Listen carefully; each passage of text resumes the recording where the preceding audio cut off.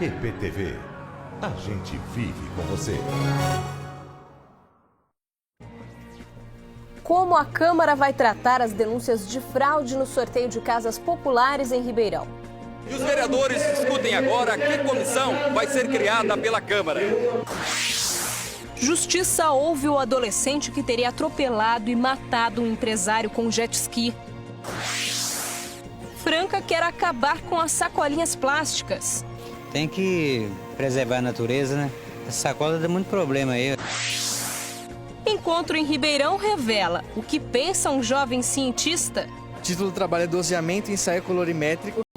Começa agora o Jornal Regional.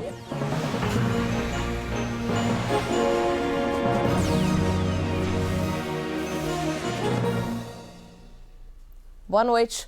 A denúncia de um suposto esquema de fraude na distribuição de casas populares em Ribeirão Preto vai ser investigada pela Delegacia Seccional a pedido da prefeita Darcy Vera. Ela e a irmã Marli Vera têm os nomes citados no esquema. E a Câmara de Vereadores decide hoje como vai proceder com essas investigações no âmbito político. João Carlos Borda está por lá. Boa noite, Borda. O que você pode adiantar aí pra gente? Boa noite, Larissa. A reunião começou por volta das 6h30. Já falaram vereadores contrários e favoráveis à criação da CPI. Dividido também está o público que lota neste momento o plenário para acompanhar a reunião. Em pauta na sessão de hoje, a criação de 2 comissões. Veja na reportagem. A Câmara de Ribeirão Preto tem 2 pedidos para analisar: a abertura de uma comissão especial de estudo e a criação de uma CPI, Comissão Parlamentar de Inquérito. As 2 têm prazo de 90 dias para concluir os trabalhos, mas as funções são diferentes. A comissão de estudo tem poderes limitados. Ela não pode convocar alguém para depor. Já a CPI pode intimar os envolvidos e, com a autorização da Justiça, quebrar sigilos bancário e telefônico. Juridicamente é possível ter uma comissão de estudo e uma CPI simultaneamente? É muito ruim para casa, mas levantando aí nos nossos autos, né, no histórico da nossa casa, nós percebemos que isso já aconteceu. Logo que começaram as denúncias de irregularidades na distribuição das casas da Coab, envolvendo a prefeita Darcy Vera, a OAB defendeu a criação de uma CPI. Eu entendo que o poder investigativo da CPI é melhor para todos, inclusive para quem se defende. Para esclarecer fatos, chamar pessoas para depor e aí sim ter uma prova se estão ou não acontecendo aquilo que está na denúncia. Para este sociólogo, a abertura de uma CPI poderia causar um desgaste político à prefeita. Do ponto de vista da prefeita, é muito mais interessante que seja uma comissão de estudos. Isso garante com que ela não seja convocada, inclusive, para depor.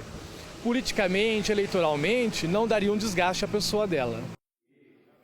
A proposta para se criar uma comissão depende do vereador, que reúne o apoio dos demais e aí então apresenta o pedido. No caso de uma CPI, são necessárias pelo menos 7 assinaturas. Isso não significa a aprovação imediata da CPI.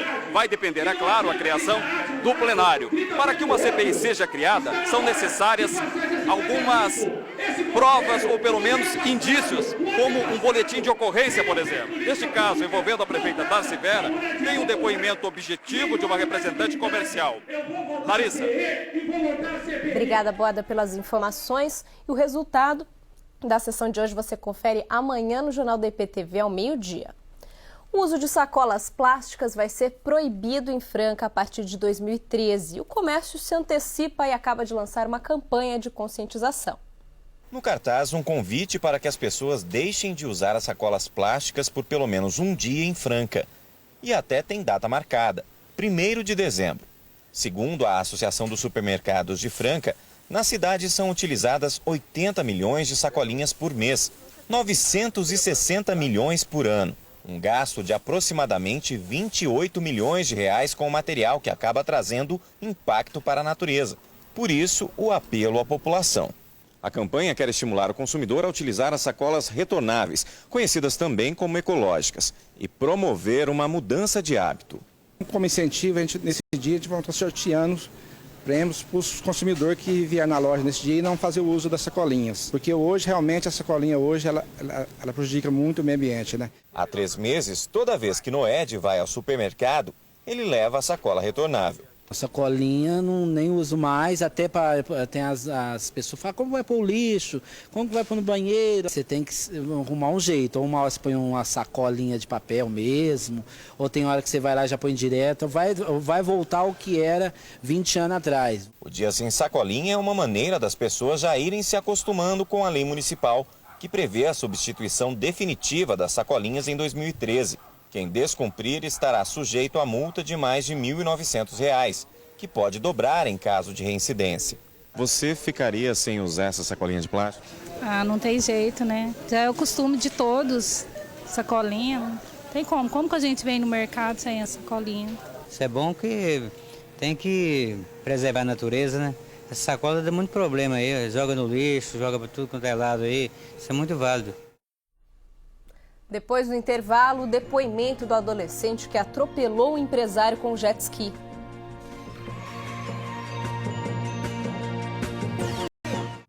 Um condomínio fechado que surpreende pela segurança, pelo lazer e principalmente pelo andamento das obras. Evidence Condomínio Resort da MRV, um grande sucesso de vendas na melhor localização da Zona Sul. Obras aceleradas para você mudar logo. À vista a partir de R$ 219 mil. E neste mês você compra e ganha até 1 ano de TV por assinatura. Vendas Rodovia Antônio Machado Santana, 3515-0405. Brastemp Inverse. Geladeira em cima, freezer embaixo. Tudo que você mais usa ao alcance das mãos. Porque você abre muito mais a geladeira que o freezer. Inspiração muda tudo. E a vida fica assim, uma Brastemp. Janaína e sua família acabam de mudar para uma casa nova e uma vida melhor. Isso só foi possível graças ao maior programa habitacional de Sertãozinho dos últimos 30 anos. O programa Sonho Meu. Agora eu e minha família temos um teto digno para morar.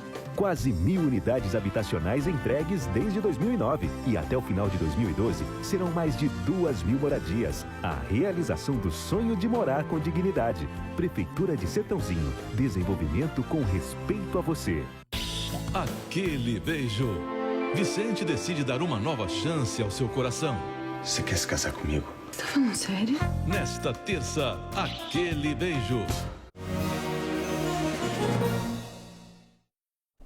A Justiça determinou a interdição da cadeia feminina de Jaborandi por causa de um surto de tuberculose. Das 65 detentas, 16 estão com a suspeita da doença e vão ser levadas para um hospital em São Paulo. As outras vão ser transferidas até sábado. Menor envolvido no acidente que matou um empresário com jet ski prestou depoimento hoje à polícia. O adolescente de 15 anos chegou para depor acompanhado do pai, advogado e do dono do jet ski que ele pilotava quando atropelou o empresário Pietro Mazeu, de 28 anos, no domingo à tarde. O acidente foi nesta lagoa, perto do Recreio Internacional, em Ribeirão Preto. Pai e filho foram dispensados pelo delegado depois de 1 hora. Seu Antônio Carlos estava muito abalado. Ele disse que o filho nunca tinha pilotado o equipamento antes. Nunca foi. Primeira vez? Foi a primeira vez. E o que o senhor achou? Realmente foi uma fatalidade? Fatalidade. O dono do jet ski disse ao delegado que o menor pegou o equipamento sem autorização dele. O proprietário teria deixado o colete com a chave numa árvore próxima à margem e ele teria pego o jet ski nesse momento. O adolescente confirmou que não tinha autorização para pegar o jet ski. O delegado contou que os amigos da vítima disseram que Pietro caiu do equipamento e só depois foi atingido pelo outro jet ski. O jovem, hoje, deu a versão dele. O garoto alega que, no momento da colisão, o jet ski, o condutor do outro jet ski, a vítima, havia feito uma manobra que espirrou água no seu rosto e ele perdeu o controle naquele momento, havendo a colisão. O caso será encaminhado agora à Vara da Infância e Juventude, que vai avaliar a conduta do menor. O dono do jet ski também poderá responder na área civil e a Capitania dos Portos já foi comunicada. Ela vai investigar a responsabilidade administrativa dos donos da área onde fica a lagoa. O dono do jet ski pilotado por Pietro também esteve na delegacia para trazer o laudo pericial do equipamento. Ele ainda não se recuperou da perda do amigo. Que ele era um pai de família, deixou a esposa, um filho de 1 ano e 3 meses e a filha de 4 anos. Uma pessoa morreu e 2 ficaram gravemente feridas esta tarde em Pradópolis. O acidente aconteceu na rodovia Cunha Bueno. A caminhonete ia no sentido Jaboticabal-Pradópolis e bateu de frente com esse carro no sentido contrário.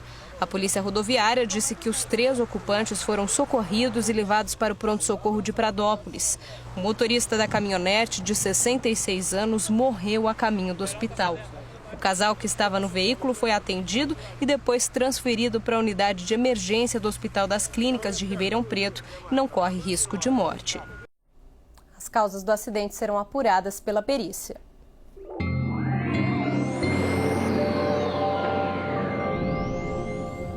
Nesta quarta-feira, algumas nuvens ainda se formam sobre o interior paulista por causa da frente fria que passou por aqui. O sol até consegue aparecer, mas são esperadas pancadas de chuva ao longo do dia. As temperaturas máximas chegam aos 28 graus em Ribeirão Preto e aos 23 na capital. Até sexta-feira, o tempo vai ficando mais aberto.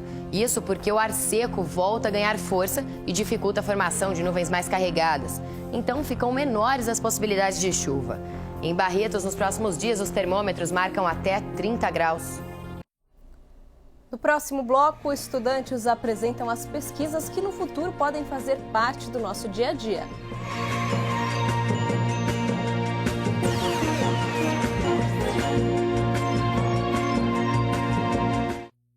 Ei, quer fazer o seu 13º valer o dobro? O dobro! É, na MRV tudo em dobro. Oportunidade assim, só uma vez no ano. Você investe seu 13º na compra do seu AP e a MRV banca o mesmo valor. E seu 13º vale 2 vezes mais. E olha a localização. E o lazer. Demais, né? Mas ó, é a sua última chance do ano de se dar bem, hein? Em dobro. Fale com o fixo da Telefônica por apenas 5 centavos o minuto para todo o Brasil.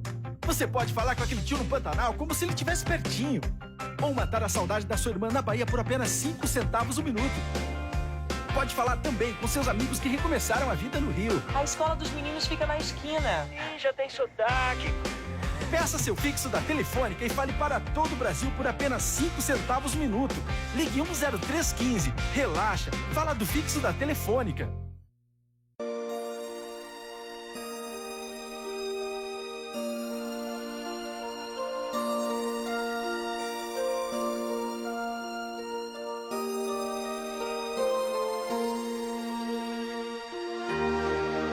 Franca, 187 anos, repleta de possibilidades.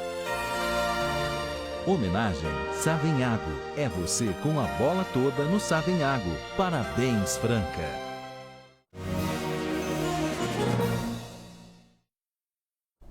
Franca estreou com vitória em cima de Araraquara no Novo Basquete Brasil. E o jogo marcou a reabertura do Pedrocão. Depois de 5 meses fechado para reforma, o ginásio foi reaberto. Em casa, a fanática torcida empurra o time de Hélio Rubens, mas o jogo começa equilibrado. A forte marcação do adversário complica os francanos. Até que o ala Márcio Dornelles resolve desequilibrar e coloca o time na frente do marcador. Na segunda etapa, Araraquara reage, vira o placar. Aí entra a experiência de Elinho e a precisão nos arremessos de 3. Mas quem rouba a cena é ele, Márcio Dornelles, o cestinha da partida com 32 pontos. E na base da pressão, Franca fecha o jogo em 87-81. A equipe volta à quadra sábado contra o Pinheiros, em São Paulo. Mais de 5.000 pesquisas sobre saúde reunidas em um único lugar, no Simpósio Internacional de Iniciação Científica da USP. Difícil é entender a linguagem desses jovens pesquisadores. Mostra, explica. Parece até que estão vendendo alguma coisa. É muito mais difícil do que isso. Meu trabalho é sobre a identificação dos componentes da clorofilina cúprica de sódio. O título do trabalho é doseamento e ensaio colorimétrico de citotoxicidade de nanoemulsão polimérica de feniltilftalocianina de zinco. Calma, sempre tem uma explicação mais simples. Eu tentei ver a concentração da feniltilftalocianina de zinco, que é um fármaco.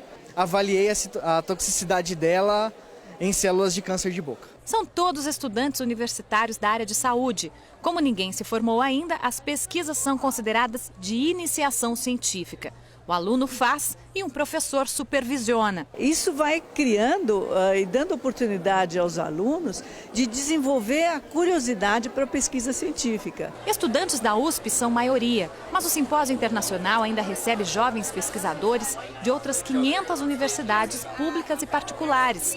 3 são do exterior. Delfim explica em inglês à colega americana, mas estuda medicina na Universidade de Porto, em Portugal. O trabalho dele é sobre a formação de vasos sanguíneos. É um processo muito importante, por exemplo, na gravidez, na cicatrização. Só que há situações de doença que têm este processo alterado, como o cancro, o infarto. Os brasileiros participam de uma avaliação. Os 15 melhores ganham viagens de intercâmbio para universidades parceiras, nos Estados Unidos e Portugal. A concorrência não é mole. O encontro de pesquisadores e a avaliação de cada trabalho só tem incentivado os estudantes a fazer descobertas.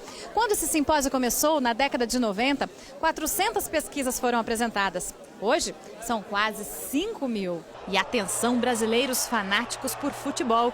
Nervosismo na hora do jogo é risco de infarte.